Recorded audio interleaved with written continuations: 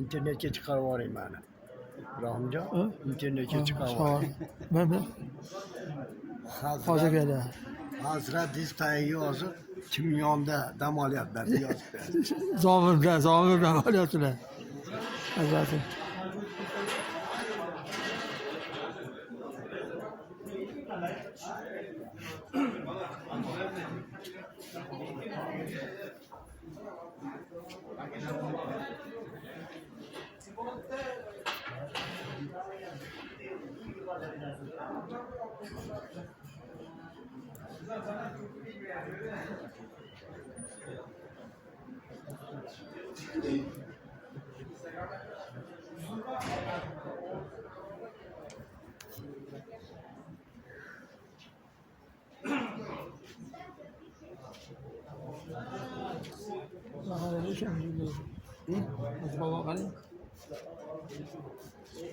Hadi yaşlam olyapsizlarmi?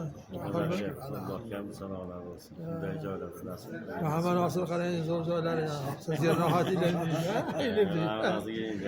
Muhammad Nosirga ilindi, endi Nosib aka. Yana kelaveramiz hozir. Xudo xolasa kelaveramiz. Yo'lda bilib oldik.